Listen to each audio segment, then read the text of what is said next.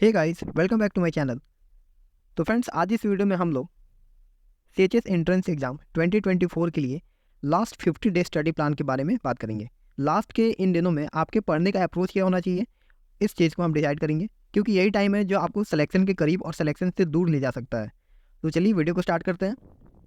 इस वीडियो में हम लोग सब्जेक्ट वाइज बात करेंगे कि किस सब्जेक्ट के लिए आपको कौन से बुक्स लगाने हैं, कहाँ से प्रैक्टिस करना है, कहाँ से वीडियो लेक्चर्स देखने हैं और कहाँ से टेस्ट देना, सभी चीज़ों के बारे में आपको बताऊँगा। ठीक है, तो स्टार्ट करते हैं वीडियो को। तो अभी क्योंकि बहुत कम टाइम बचा है एग्ज़ाम के लिए, तो इसलिए मैं आपको इस वीडियो में कम से कम मटेरियल आपको बताऊंगा, कम से कम स्टडी मटेरियल बताऊंगा, ताकि जिससे आपका बस सिलेक्शन हो जाए। ठीक है, सबसे पहले मैथ्स, जैसे बहुत सारे बच्चे डरते भी हैं, तो इसमें दो टाइप के चैप्टर्स होंगे। एक जो आपने एक बार पढ़ रखा है, आपके स्कूल में पढ़ रखा है या कोचिंग में या कहीं भी आपने पढ़ रखा है एक बार। ठीक है, और एक ऐसे होंगे जो एकदम न्यू होंगे, हो सकता है उस समय आप स्कूल नहीं जा पाए हो या कोई भी रीज़न हो सकता है। तो वैसे चैप्टर्स के लिए सबसे पहले आप एक उसके लिए वन शॉट देख लीजिए। वन शॉट देखते समय आप उसका एक शॉर्ट नोट बना लीजिए। कोशिश कीजिए ये जो शॉर्ट नोट है ये 1 से 2 पेज का ही हो, इससे ज़्यादा का ना हो। ठीक है, उसके बाद आप प्रैक्टिस कीजिए। प्रैक्टिस कैसे करना है, सबसे पहले अगर आपने कुछ नहीं कर रखा, अभी तक कुछ नहीं कर रखा, तो सबसे पहले आपको एनसीईआरटी तो करना ही करना है। ठीक है, अगर आपने कुछ नहीं कर रखा तो एनसीईआरटी आपको करना ही है, और अगर आपने कुछ पढ़ रखा है तो सिंपली आप एनसीईआरटी छोड़ के आरएस अग्रवाल भी कर सकते हैं। ठीक है, तो मैथ्स में अगर आपने चैप्टर पढ़ रखा है तो डायरेक्टली आप प्रैक्टिस पे आइए। ठीक है, और आपने अगर चैप्टर नहीं पढ़ रखा तो उसका एक वन शॉट देखिए और फिर प्रैक्टिस पे आइए। ठीक है, प्रैक्टिस के लिए आप एनसीईआरटी को बेसिस ले सकते हैं, लेकिन अगर आप बहुत अच्छा स्कोर करना चाहते हैं मैथ में तो आपको आरएस अग्रवाल इतना करना होगा। ठीक है, आरएस अग्रवाल में बेसिकली जो बैक एक्सरसाइज होते हैं जिसमें एमसीक्यूज दिए रहते हैं, वो बहुत ज़्यादा इंपॉर्टेंट हो जाता है। ठीक है, तो ये चीज़ आपको ध्यान देना है कि जो बैक में एमसीक्यूज दिए रहते हैं वो बहुत ज़्यादा इंपॉर्टेंट हो जाते हैं, क्वेश्चन वहाँ से कुछ कुछ डायरेक्ट आ जाते हैं। ठीक है, तो इस चीज़ का आपको ध्यान देना है। उसके बाद आपको एक चीज़ जो कि आपको सबसे ज़्यादा ध्यान देना है, रिवीजन। जो आपने ये शॉर्ट नोट बनाए हैं, इससे आप रिवीजन करते रहेंगे।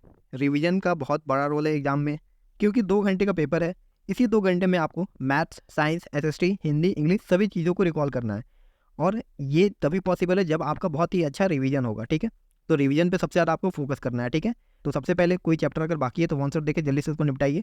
उसके बाद प्रैक्टिस करिए, ज़्यादा से ज़्यादा आपको प्रैक्टिस पे ही ध्यान देना है। प्रैक्टिस के लिए एनसीईआरटी बेसिस होना चाहिए। अगर आप एनसीईआरटी छोड़ के आरएस अग्रवाल कर सकते हैं तो आरएस अग्रवाल ही करिए डायरेक्ट। ठीक है, और उसके बाद आपको रिवीजन करते रहना है। ठीक है, ये हो गया मैथ्स का। उसके बाद साइंस। साइंस में ऐसे चैप्टर्स जो आपको आते ही नहीं है, आपने अभी तक पढ़ ही नहीं रखा है, या जिसके बेसिक्स आपको क्लियर नहीं है, उन चैप्टर का आप एक वन शॉट लगा सकते हैं। ठीक है, वन शॉट सिंपली वही यूट्यूब पे सर्च कीजिए, चैप्टर का नाम, लेक्चर आए उसको देखिए, जिसके कुछ अच्छे व्यूज़ हो, आप समझ जाएंगे। ठीक है, उसके बाद आपको बस एनसीईआरटी की रीडिंग लगानी है। आप चाहे तो इसे स्किप करके सिर्फ एनसीईआरटी की रीडिंग लगा सकते हैं, बट शर्त ये है कि एनसीईआरटी की रीडिंग लगाते समय आपको सभी चीज़ें समझ में आनी चाहिए। ठीक है, रटना नहीं है इस चीज़ों को। ठीक है, तो एनसीईआरटी आप कर लेंगे तो हो जाएगा, इसमें कोई भी एक्स्ट्रा बुक करने की आपको ज़रूरत नहीं है। एनसीईआरटी के लाइन से ही क्वेश्चन आते हैं। ठीक है, तो एनसीईआरटी को आपको अच्छे से करना है और इसी चीज़ को बार बार रिवाइज करना है। ठीक है, इसी चीज़ को आप रिवाइज करते रहेंगे। ठीक है, साइंस में कोई एक्स्ट्रा किताब आपको नहीं करना है। नेक्स्ट है सोशल साइंस। दोस्तों, सोशल साइंस का जो सिलेबस है वो बहुत ही अच्छे से डिफाइंड नहीं होता है। हर साल देखा जाता है कि क्वेश्चन जो हैं 6 से 7 से 8 से आ जाते हैं, क्योंकि सोशल साइंस में सोशल साइंस के साथ साथ यहाँ पे आपको जीके पूछ लिया जाता है। ठीक है, और इस जीके को करने के लिए मैं आपको एक बुक बता रहा हूँ, लूसेंट। ठीक है, तो सबसे पहले आप जो है क्लास 8 की एनसीईआरटी को आप करेंगे। ठीक है, ज़रूरी नहीं कि आपकी बुक एनसीईआरटी ही होनी चाहिए। अगर आपके स्कूल में कोई एनसीईआरटी बेस्ड बुक चल रही थी एसएसटी के लिए तो आप उसको प्रेफर कर सकते हैं। ठीक है, नहीं चल रही थी, आप किसी और बोर्ड से थे, तो आप एनसीईआरटी की बुक्स ले लीजिए, सस्ती आती हैं। ठीक है, और उसे आप पढ़िए, लाइन टू लाइन पढ़िए। अगर आपको समझ में नहीं आता है तो आप उसके लिए वन शॉट देख सकते हैं। ठीक है, क्लास 8 के लिए ये करना है। ठीक है, क्लास 8 का।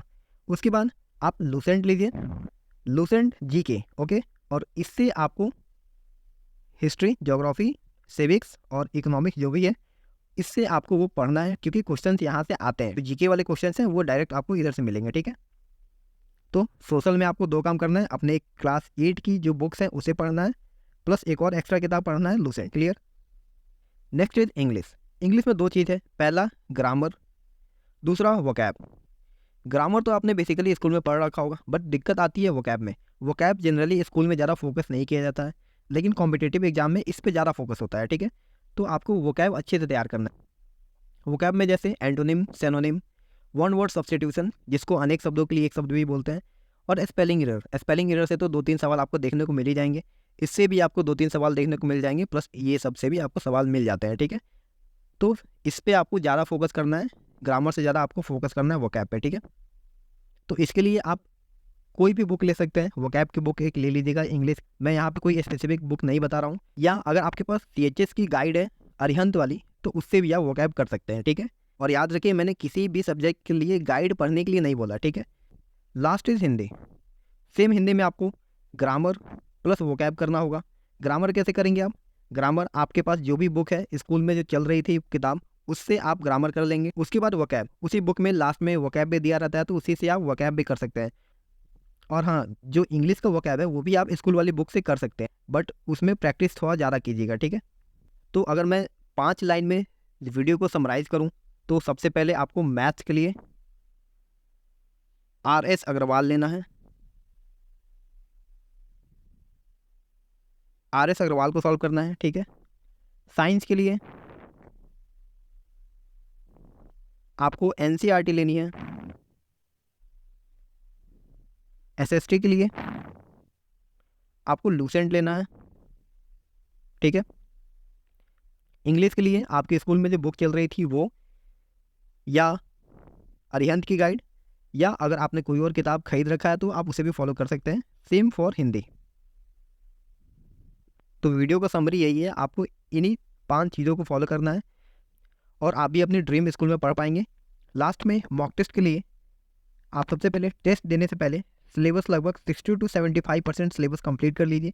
उसके बाद आप मॉक टेस्ट दीजिए। मॉक टेस्ट कुछ नहीं है, मॉक टेस्ट में सिंपली आपको प्रीवियस ईयर पेपर निकालना है, उसका प्रिंट आउट निकालना है, और उसके बाद जैसे पेपर होता है सेम उसी माहौल में आपको बैठ के 2 घंटे का टाइमर लगा के सभी क्वेश्चन को सॉल्व करना है, ठीक है।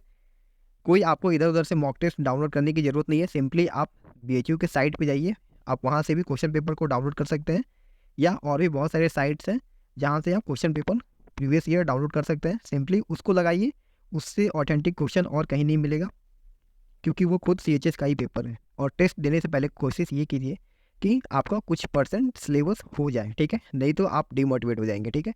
तो आज की वीडियो में बस इतना ही। अगर कोई डाउट हो तो आप कमेंट कर सकते हैं, मैं आपको रिप्लाई कर दूंगा, और कोई वीडियो चाहिए तो आप उसके लिए कमेंट कर सकते हैं। तो अच्छे से पढ़ाई कीजिए, मिलते हैं अपने नेक्स्ट वीडियो में।